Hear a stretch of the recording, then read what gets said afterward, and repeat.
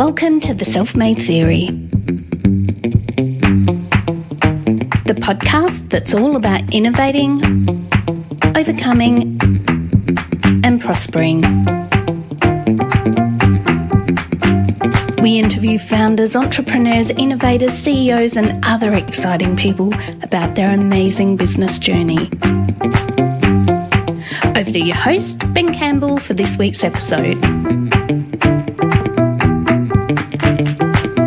I have some pretty astonishing numbers for you for this week. 30 million customers, a combined wealth of $486 million, built in just over 4 years. Pretty phenomenal results. My guest Tobi, with his fiancé Kayla, has built a global powerhouse business called Sweat in what you may consider the fitness industry. But really, it's a story not dissimilar to Netflix. It's about innovation, technology, business models, and discipline. Tobi shares with us what to do when you receive 25,000 email complaints within 24 hours of your app release, and how to end up as number one in the App Store only 2 weeks later. He talks about how money is a motivator of diminishing returns. He says that you can't reinvest time and how important it is to invest in yourself, and how being a founder is all about discipline, not sacrifice. My name is Ben Campbell, and this is The Self-Made Theory. Tobi, welcome to The Self-Made Theory. Thanks so much for having me, mate. It's a pleasure to be here with you today in your corporate head office in Parkside. Yep, that's in right. Adelaide. Yep. So let's start with your elevator pitch. Who is Sweat and who is Tobi Pearce? Sure. So Sweat is a technology and app subscription business, and we operate in the health and fitness space. So we provide health and wellbeing content to women all over the world. We've got more than 30 million consumers now in literally pretty much every country in the world. We're translated into 7 different languages. We do it all out of our head office here in South Australia, and very, very proud to be doing what we're doing. So most people would say 30 million consumers. Yeah. That just seems phenomenal. Yeah, it's definitely a lot of people, that's for sure. So when you hear 30 million consumers, do you take a double take sometimes and think, look at all the people that we're reaching and lives that we're changing? Yeah, definitely. I mean, there's a lot to be said about, obviously, sometimes taking a step back from what you're doing in the day-to-day life to make sure that, you're, I think, taking appreciation and, showing gratitude for all that's been had. But because a lot of the time, obviously, you get caught up, in the day-to-day, looking at the metric dashboards and, all of that sort of stuff. But, yeah, look, I've got to be honest, that's definitely not a number that I ever thought would come up on my screen. And it's pretty amazing that it's there today. So. Yeah. So where did it all start? Where did Sweat start? So it all started quite a few years ago now. So I guess to go back in time a little bit, I was a personal trainer back in 2011. And a year and a half or 2 years after that, I met my now fiancé and business partner, Kayla. We were both personal trainers, at some point in time. And I was working in a gym and she was working in a studio. And I started running an outdoor women's fitness boot camp, which was pretty good at the time. I thought it was pretty fun, and it definitely worked well as a business. But the reason I pivoted, from one-on-one training to the group training was because it allowed me to provide, training to more women at a lower price point.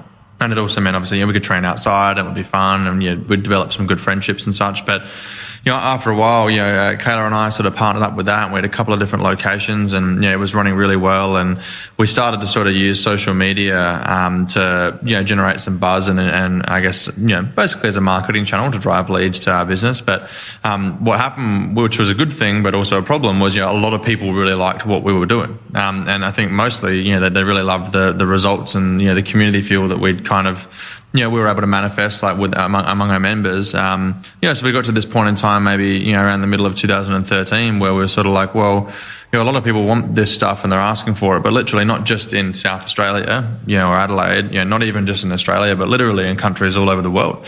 And that was a pretty surreal moment as well, because social media was kind of, I wouldn't say new, but Instagram was definitely new, and that was kind of where we started. And we sort of thought like, oh, isn't it weird that, we're just doing our personal training here in Adelaide, and, now someone in America, wants to do the same thing. So we kind of had a conversation, and we thought that, that maybe we do an ebook. So maybe we release an ebook, which would effectively kind of, be a documented format of the workouts and such that we would do, with our clients. And, so we did that. We partnered it with, a couple of 100 pages of, I guess educational content that we thought was very important. Because I guess we're big believers in the fact that fitness isn't just sweating. Obviously, you've got to really know what you want to do and how to achieve it safely and such. But so anyway, we packaged that up, and early 2014, we kind of go to market, and it goes bang. And literally, we've got like tens of thousands of women all over the world, emailing in, telling us how much they love the product. That they're using it literally in countries that we've never even heard of before. They've somehow got motivated to buy our product, and it was just it was a really, really tremendous time for us. And so why did that resonate? I mean, we're really only talking 4 years ago. Yeah, literally, yeah. Which isn't a long period of time. So what was happening in the market, and how come these women were so underserved in the market? I think the health and fitness industry as a whole, and effectively, maybe more specifically, like the exercise portion of the market, so gyms and personal trainers and such, I think is it's a really interesting space in many ways, because although on the outside, a lot of people kind of assume that industry is all to do with looking good, and that's the way that it's marketed to and that it's sold to, that the most important thing for the consumers is actually about how they feel.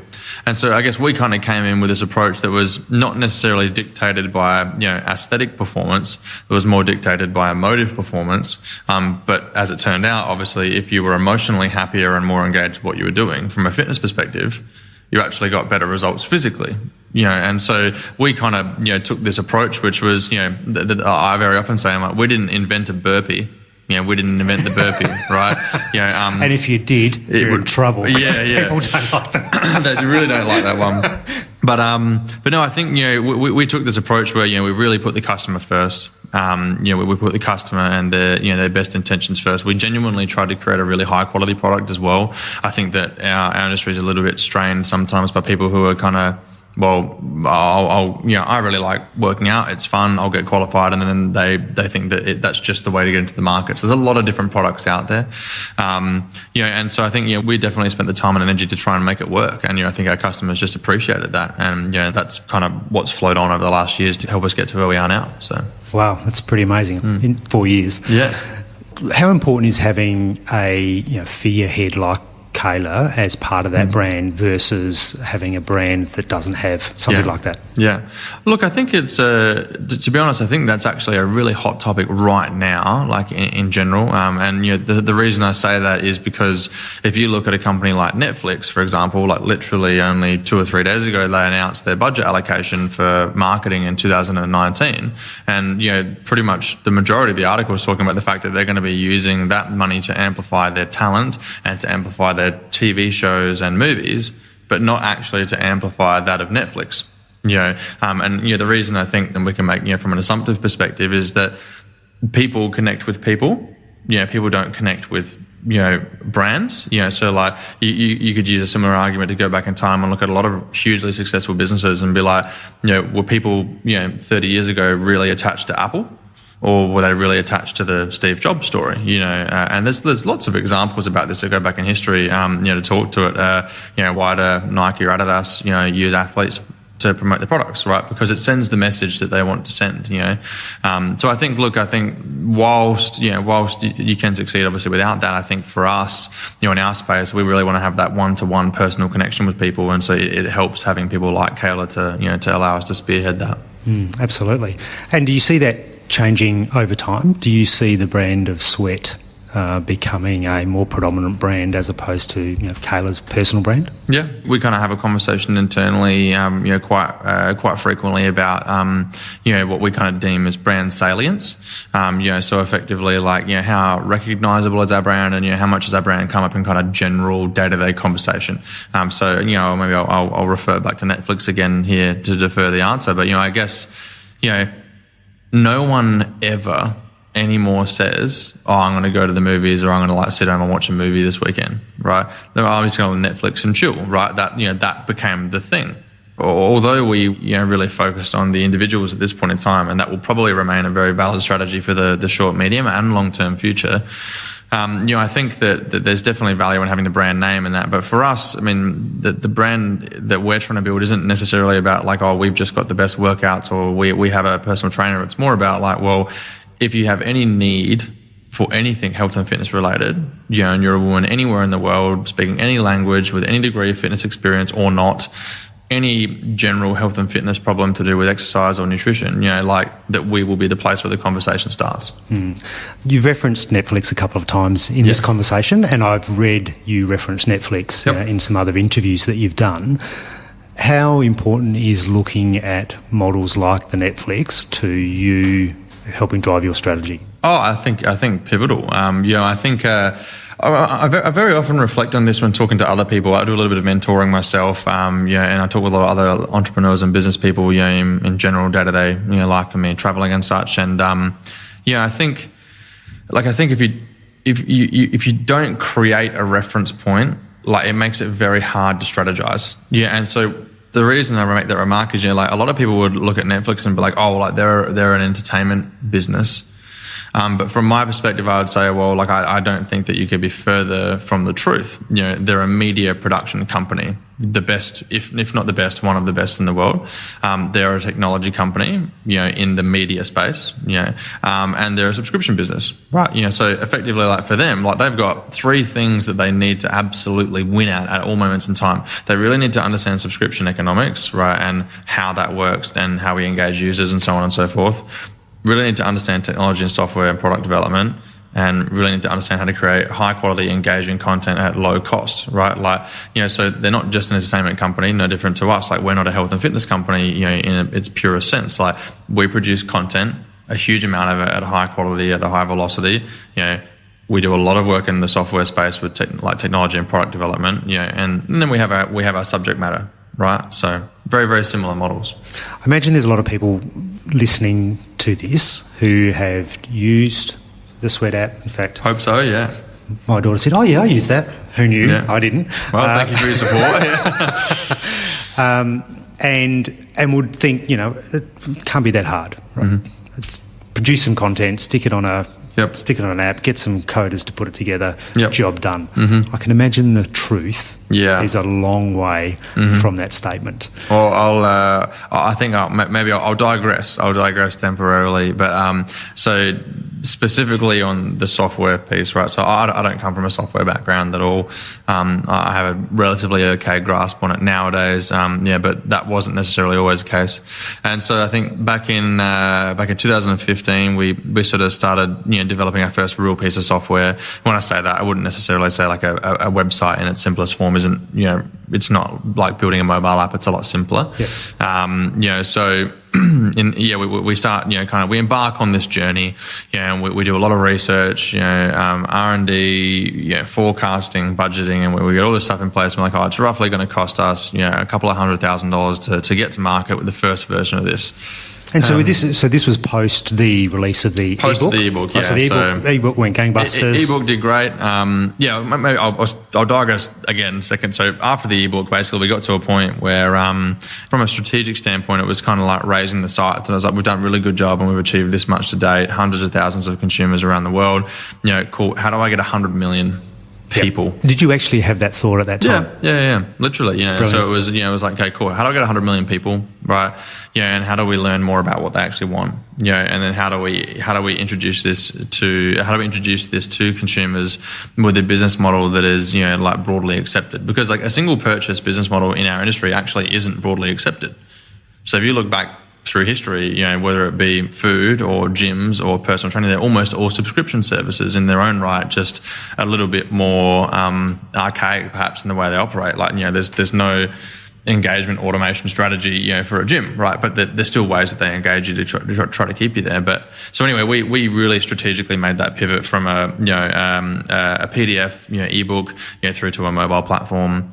From a single purchase service through to a subscription service, from a business that had no real data about what their users were doing with their product to a business that has every single possible piece of data that you could ever want, from the consumer, in relation to, what we're providing. And so that was really quite deliberate and strategic. But back to the product development stuff though. The first time around we did all this research and you were kind of like, this will cost us a few $100,000. It'll take this many months. And cool, we'll be there. And so how did you fund that? Is that just out of your pocket? Well, yeah. So initially, we were profitable from day one. So even when we launched the ebooks, like I took money out of my savings to launch the company. We've not raised any VC or private equity or any equity like capital to date. We're all cash flow funded. So most people would be very envious of in your space. Yeah, I think so. Yeah. We look, not that this stat is anything to compare to today, but for our first 18 to 24 months of business, we were growing, like well and truly double-digit figures on top line per month, whilst maintaining a roughly 70 to 75% profit margin. So like traditional e-commerce, using basic user acquisition methodology a few years ago it was like that. That was the way that you could operate. It's no different to when PPC ads came out on Google back in the early 2000s. Like it was people were cleaning up then doing a really good job, but then they changed and it's a lot harder now. But anyways, we forecasted that it would cost us a couple of $100,000 to get to launch, and ended up costing us nearly 3 times what we forecast.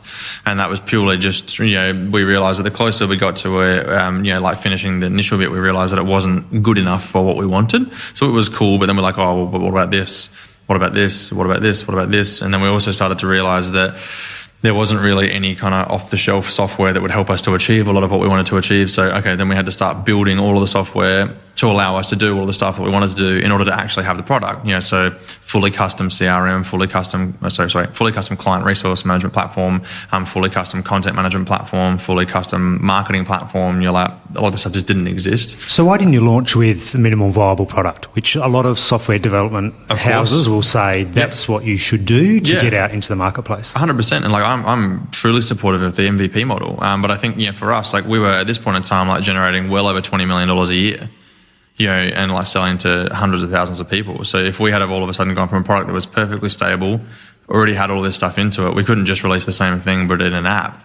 We had to release something that was at least 100 levels up. Yeah. Like Apple doesn't come out with the same iPhone every single year with the same stuff. Every single year it's drastically improved. There's new software, there's new hardware, there's new functions, and then every 12 to 18 months there's a new product altogether, whether it be Apple TV or the Apple Watch or whatever, right? They're making significant strides forward. And so for us, like, although, a lot of what we do now is quite literally based on the MVP model, we'll release the MVP model of a new function and an A/B test to a really small cohort of our audience, typically a highly engaged one. We'll test with them, get user feedback, iterate it and whatever. But for the initial launch, like you can't really do that. I think at this point we had an audience of maybe nearly 10 million people, I think, across all of our platforms. And like you don't release an MVP to 10 million people, not like that. You might release an MVP to 10,000 people, but not 10 million. So we did that anyway. And although we thought that we were not doing an MVP, it turned out we probably did worse. So we pushed the product live. It was like an emotional dichotomy at an absolute finest. So on one hand, it was emotional dichotomy for you. Yeah, well, and probably for a lot of the team, to be honest, as well, because I think on one hand, we've been working on this product for the better part of a year, and we all think it's tremendous and it works beautifully, and so we deploy it, and we're all so excited, and then in immediate return to that, we get 25,000 complaints via email in the first day. Oh my goodness! Yeah. And so I'm sure you can imagine, just keeping in mind that that's only the emails, right? So that's not including social media where you've got, like I said, 10 million people, not including App Store reviews, like there's, the forums, discussion boards, like, so there's probably more like 50 to 100,000 pieces of feedback, which are not the most tremendous pieces of feedback. But look, I think like huge lesson. So what happened at that point? What was going through your minds? What was going through the team's mind? Was there any sense, or pre-sense that, hey, it might not be perfect, but it's pretty darn good? Or was this just out of the blue, smack in the back of the head? Well, look, I think, to be honest, it was a little bit out of the blue, because, when you write an ebook, you publish the ebook, you sell it, when everyone buys it, they get it every single time. The only possible variables are maybe the ebook didn't deliver.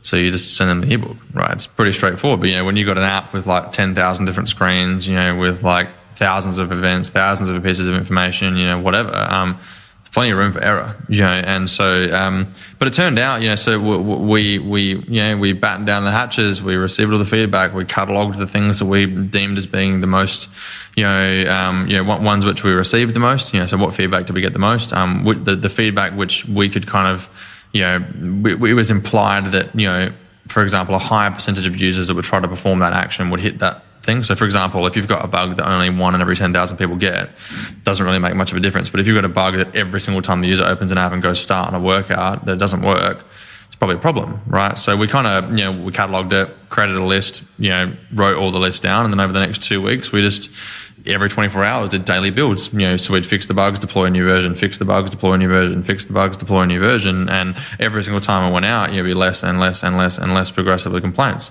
And so, 2 weeks later, we're number 1 on all of the charts globally. We've got the most users. People are finally buying and starting to use the product and whatever, and off we go. Yeah. At the beginning, before you started cataloguing the issues and working through a plan, was there anything that went through your head that said, what the hell are we doing? We've made a mistake. Yeah, plenty of those things, probably not quite as polite, but if I'm truly honest.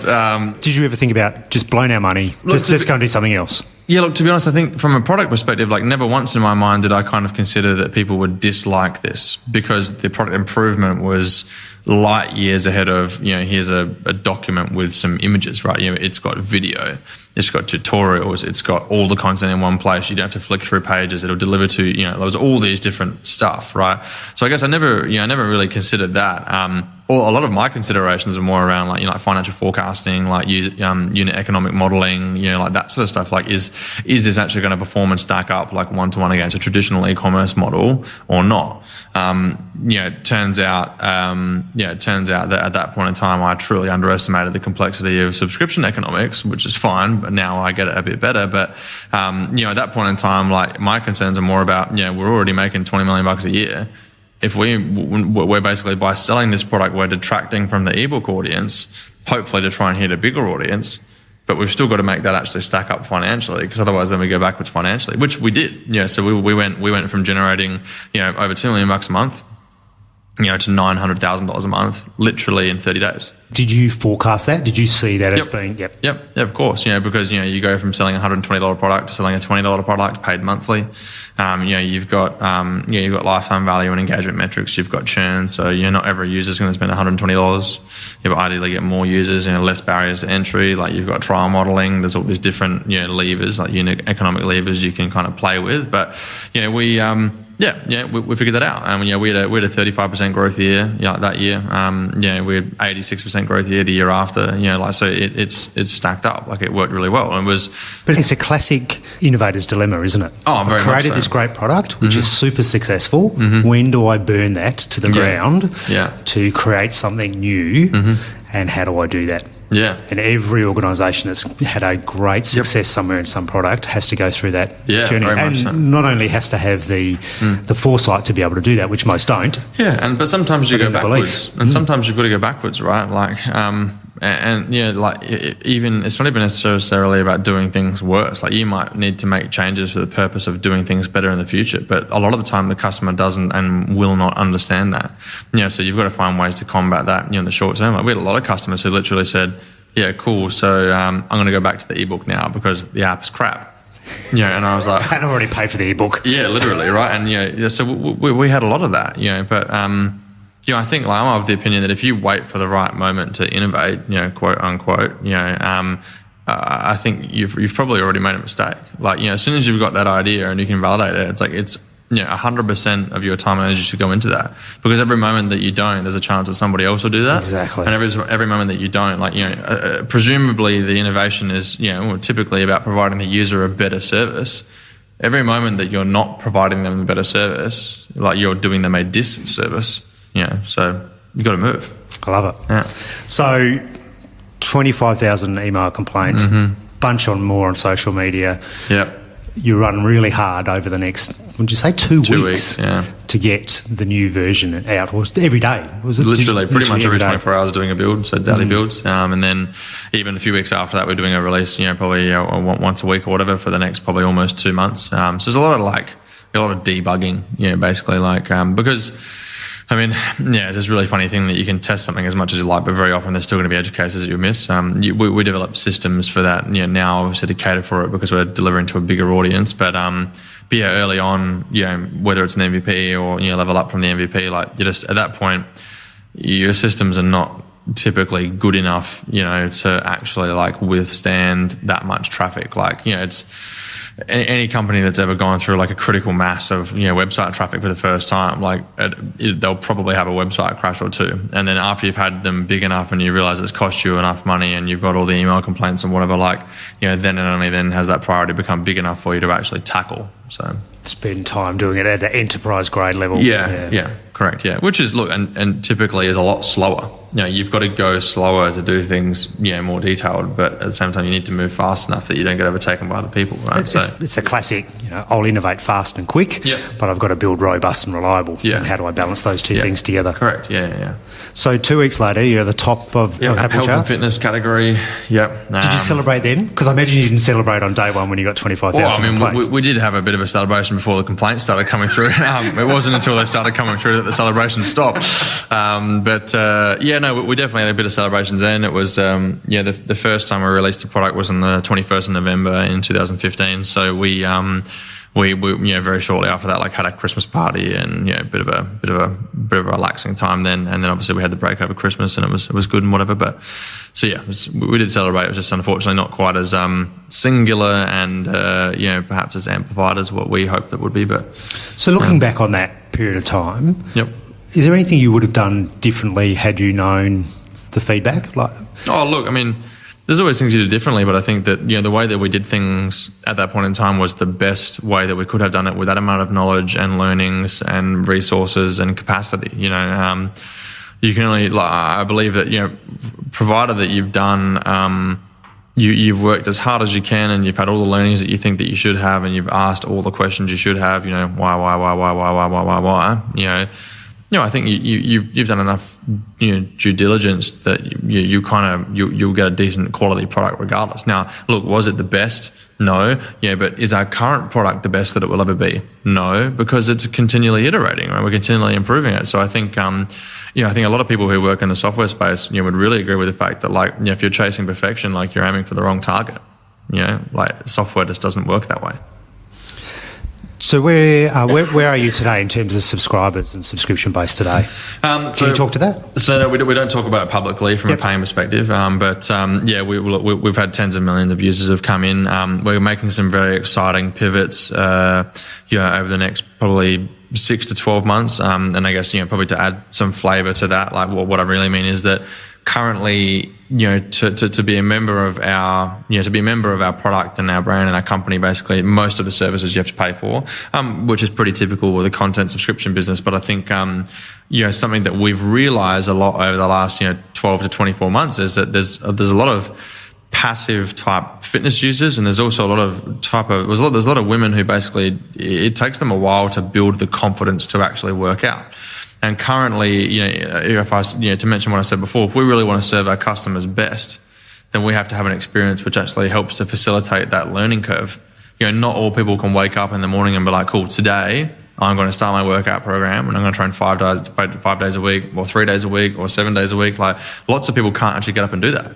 They've got to get up and try to do their one workout this week. And then next week they'll try and do one again, and then in a couple of weeks' time they'll be doing 2 a week, and so there's that uplift, right? But for them, early on in that period of insecurity or lack of assurance, they don't really want to invest the money. But if our platform doesn't support that, then obviously we're not providing the best service to them. So we're going through the process at the moment of basically, opening up bits and pieces of the platform to allow them to be used either for free or, more limited access for a free period of time. Because we believe effectively, as a company, our mission statement is to positively impact the lives of as many women as possible, as a portion of our mission statement. If we're not making our service available to as many women as possible, then we're not really being authentic to that. So we're trying to take some leaps and bounds in that direction to, how do we hit the 100 million? How do we get 100 million women, all working out in a 30-day period? Some of those women are going to have different desires to pay, so we've got to figure out ways to make that work for them, not just for the business. So pretty phenomenal growth over the last 3 or 4 years. Have you managed that growth along the way? Because a lot of companies either don't manage it well and go out of business, or they manage it with a whole roller coaster of train wrecks along the way. What have you done along the way that you think has helped you manage that growth? So I think from a visual perspective, you can imagine me and a lot of our staff sort of standing around with fire hydrants trying to figure out which fire is burning more aggressively at any given point in time and spraying that one for a little bit. We were talking earlier about Reid Hoffman's podcast, Masters of Scale. I think he kind of refers to it as jumping off a cliff and building a plane on the way down, and hopefully finishing it before you hit the ground. Look, I think managing like rapid growth organizations could not be more challenging, but I think also for myself, I think it couldn't be more stimulating. So although it's there's times when you're tired and times when you're frustrated and things won't work or won't go fast enough, and how do you find the people and this, that, the other. I genuinely really enjoy that. I love this business. I love the work that we're doing, and I think it provides a good amount of authentic meaning and value to people. I think we're on a good journey. So as a founder of an amazing company, what sacrifices have you had to make along the way that have helped contribute to your success? So it's a good question, and I think maybe my perspective is probably a little different to what a lot of other people would say. I think if I went for that, the typical response, you'd probably be like, I've sacrificed hours of sleep, and I had to save my money, and whatever, right? Like whatever it is. And look, I think that from a functional perspective, all of those things are true. You do that. You do probably sleep less. You socialize less and whatever. But whether or not I would classify those things as sacrifices, I think. Is it a sacrifice to me working an extra hour or two a day instead of sitting at home watching TV? Hell no. I enjoy that. Is it a sacrifice, having to take my time out on the weekend to read 50 to 100 books a year and listen to 500 podcasts a year and, read newsletters? And no, I love that. And, for me, that genuinely makes me happy. So I think provided that that's not happening at the cost of other things in my life and at the cost of balance, I wouldn't really see them as sacrifices. So I think that's probably maybe not necessarily an answer to the question, but I don't know. I think it is. I think it's absolutely an answer to the question. And we often hear that statement that leaders are readers. And really, it's not about the reading. It's about the gaining knowledge and insight and other things along the way, as opposed to sitting down and watching the latest TV show. And I think you could probably almost replace the word sacrifice to a degree with reprioritize. So I've chosen to prioritize my desire to learn and probably spend time with the really important people in my life than to watch normal maybe television shows or waste my time hanging out with an abundance of people that maybe aren't going to be the best support to me and I'm not the best support to them, and maybe there's better use of both of our times. There's probably a better word for it. It's probably investment. Because really, ultimately, the time that you have is the only thing really that you've got ultimate control and ownership over. And so are you going to invest it into the latest TV show, or are you going to invest it into your business? It's one of the very few limited currencies, right? If you spend some money and you invest money, and you lose it, that sucks. So, but you can do lots of things to make more money, hopefully, to reinvest that and have your next win or your next success, right? But you can't reinvest time. It's impossible. It's gone. So, and I probably take this to the extreme a little bit. Like I'm a little full on in some ways with it. But what do you mean by full on with it? Going to bed at a certain time, waking up at a certain time, training a certain amount of time, eating a certain amount of food, drinking a certain amount of water. Everything in my life is measurable. I'm really extreme with it. Just sounds like you're disciplined. Well, disciplined is probably another way of saying it. But so I think for me, I take the time and opportunities thing really, really seriously.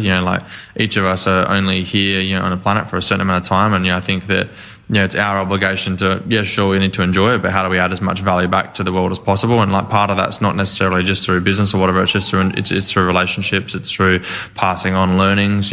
Supporting one another. There's lots of different values, and so I'd rather be using my time to do that than a lot of other stuff. So talking about money, and you raised that before, when you read things like the AFR's Young Rich list, and you see a number of, I think it was $486 million the net worth between you and Kayla.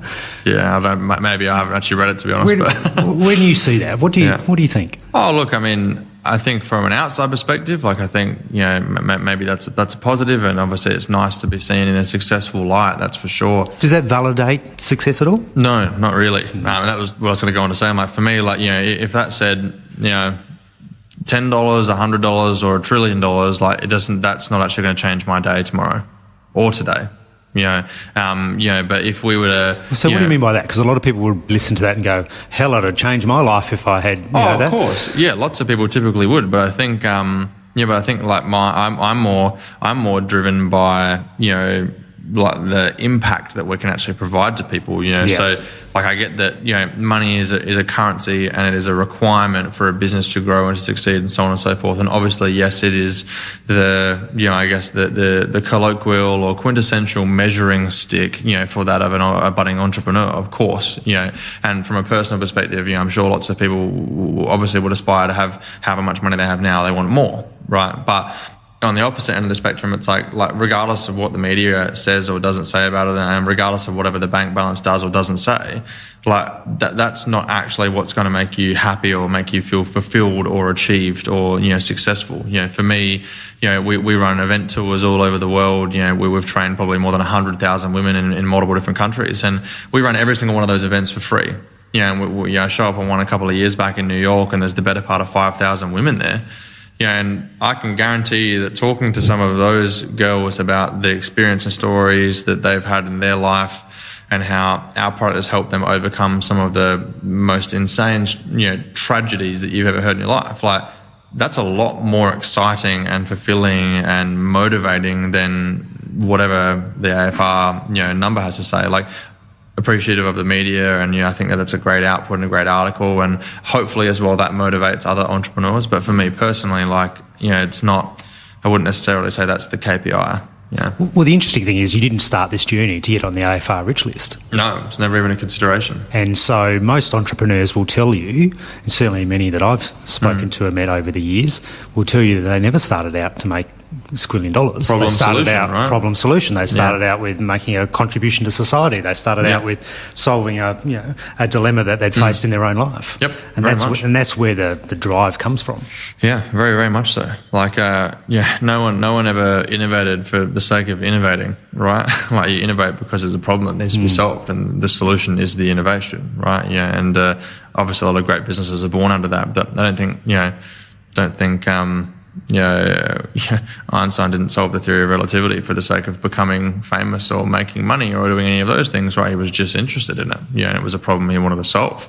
I obviously can't say I ever knew Steve Jobs personally, but I can imagine for him, like, he was really, truly obsessed with providing the best customer experience possible and had a vision for what, you know, hardware and computers would be in people's lives. It wasn't so much about, like, he probably didn't even know what the commercial reality or opportunity of that was. You know, how do you possibly become a visionary at that level about Apple becoming a company like that far in advance? It was really, it all started with computers as this cool new thing. Imagine what they could do, imagine the problems that they could solve, and imagine the experiences they could provide. That's where it usually starts. So where does the personal drive come from for you? Because you're clearly an incredibly disciplined person with a ton of drive. Yeah. What fuels that outside of, you know, achieving a great outcome for your customers? I ask myself that question a lot, if I'm really honest. And I think, I think, on one hand, like, I've always just been, I'm 26 now, but I've always just been that kid that just wants to do stuff, right? And so it doesn't matter whatever it is, like, whether it's, I played music a lot growing up. Like, I studied classical piano really seriously for, more than 15 years. And when I was doing that, it was like, multiple hours a day of practice. I just wanted to win. I wanted to do well. I wanted to be one of the best. And, that theme kind of, played into many areas of my life, sport, music, not so much school, but, when I ran my own business, like running my own business as a PT, boot camps, now this company, like, I want it to just be the best. And, obviously the definition and measure of best and success obviously is always open to interpretation. But I think the way that relays back to, work ethic and discipline is that's my driver. I just want to do good stuff. I think a lot of, everyone has their their childhood and their life, and we all have good and bad stuff. I had my difficult times. Everyone has theirs. But I wouldn't necessarily really say that there's like one thing or some sort of sob story that's like, oh, that is what motivates me to do good, because it's not necessarily true. Those things will motivate you for a little while. Money will motivate you for a little while, but ultimately it's diminishing returns. If you're not intrinsically driven to do good stuff and do good stuff by other people, you'll probably run out of motivation pretty quick. So when you're building your company, and obviously you've got a number of staff that work for you now, how important is them buying into what it is that you're doing? Yeah, look, I think it's tremendously important. There's from a leadership perspective, 70% of the behaviour of a team and the emotional mindset of a team is literally dictated by the leader. So if I can't get them on board with what I'm doing, we're probably not really going to get that far. I think from a leadership and cultural perspective, it's the more that employees get engaged, and the more that employees want to be here and understand why we're doing things, obviously, the more time, energy, and output, we'll receive from them. So I think, we give back to them and they give back to us. So it's the same thing. Pretty exciting journey along the way, isn't it? Yeah, it definitely is. So how many staff do you have now? So we're pushing about 70 here at the moment. We're kind of in the middle of a really aggressive recruitment phase right now. So we've got a lot of roles coming in. We literally have a few people starting almost every week or every second week at this rate.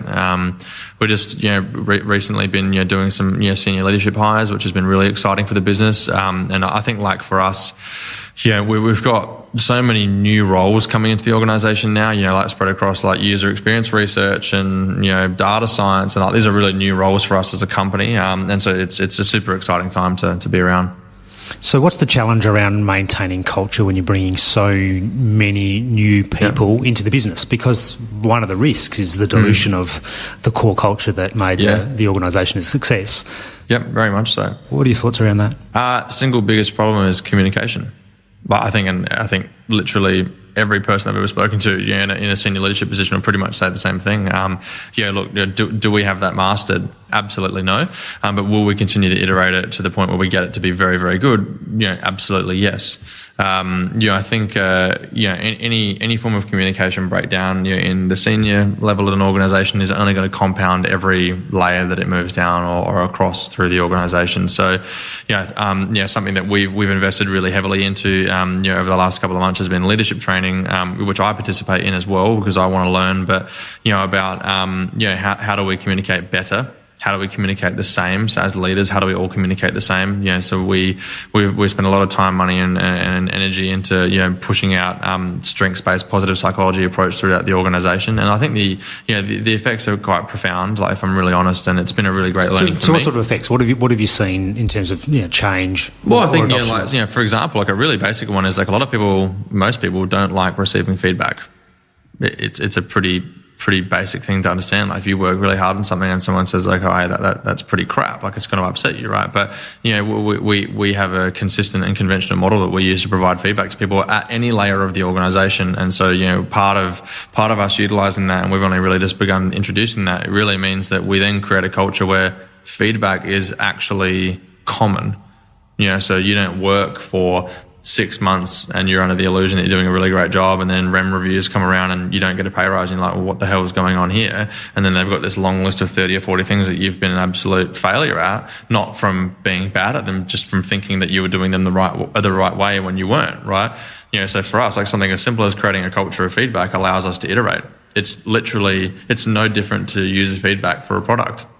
And you get that instantaneously, right? Correct. So as when you release a new version, you get it instantaneously. Literally, metrics either go this way or that way, and then social media either goes, good or bad. Waiting for your annual review to find out that you haven't been doing a great job is not going to help anything. It's like investing $10 million into advertising and then checking back a year later. That's not going to happen.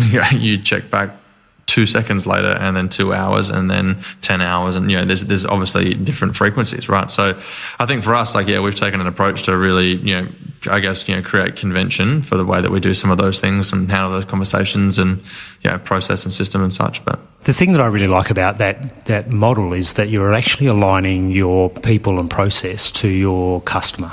Yeah, correct. Because your customer and your product is all around instantaneous feedback, and if your organisation isn't aligned the same way, then you're always going to be at opposite ends of the spectrum in terms of your development of both your internal people as well as your product. Yeah, if you had a customer like giving you really, really, really poor feedback, like, you know, for lack of a better language, we're saying like, you know, your product's like, it's pretty shit. That new feature they released is pretty shit. You know, like if you take that to heart, like that's going to be a really draining day at work for you, and every other day when you have those conversations with a lot of customers who care less about your product than you do, right?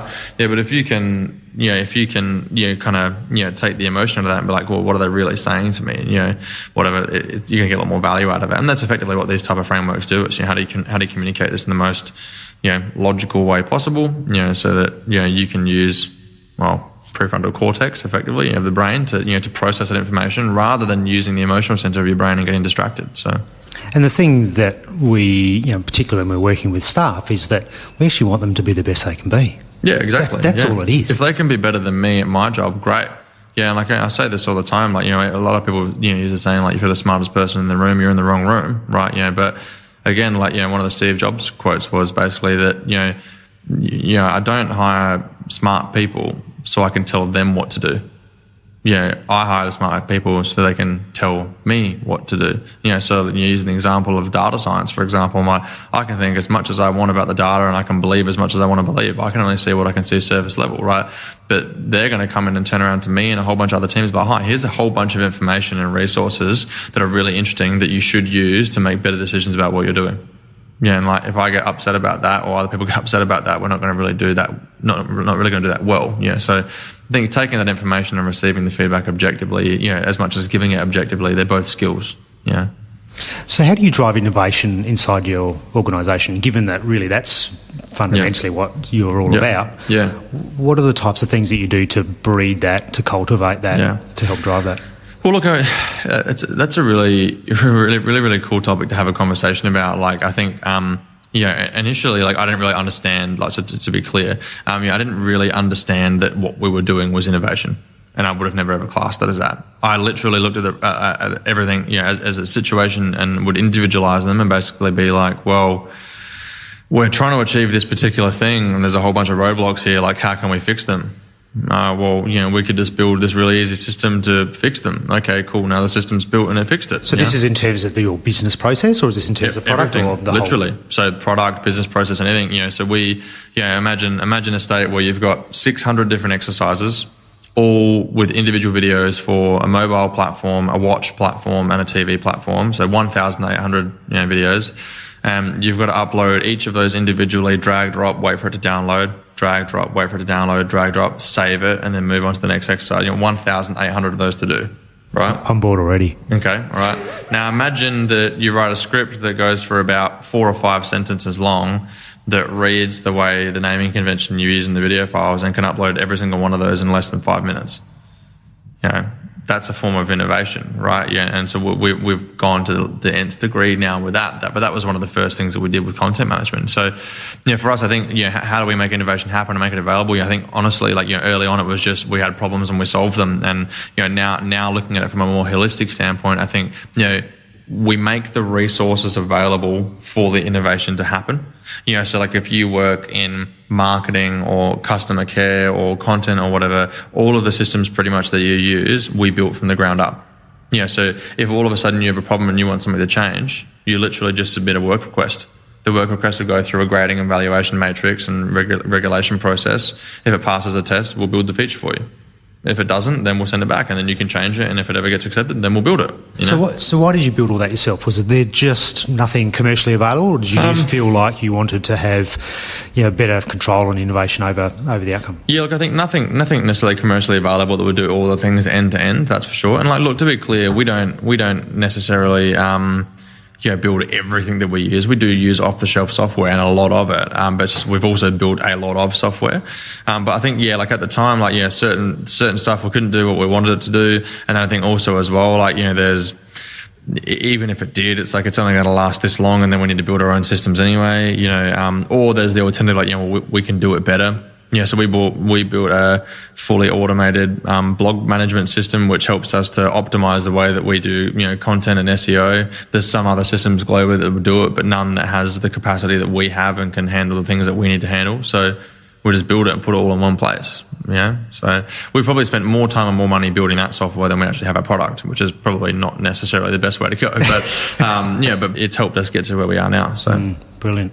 Well, it certainly is an exciting journey that you've been on.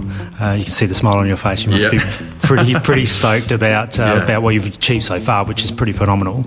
And I assume you're pretty excited about what the future holds for you as well. Yeah, definitely am. And thank you very much, obviously, for your time. And I think I couldn't be. I typically use a line. I couldn't be more excited about what's coming next. But I've been the same degree of excitedness for the last 5 years straight, pretty much. So what a brilliant state to be in. Yeah. It's any business, like any area of life, has its ups and downs. But I think typically more often than not, like I'm pretty excited about what's happening. So congratulations, well done. Thank you very much. Cheers.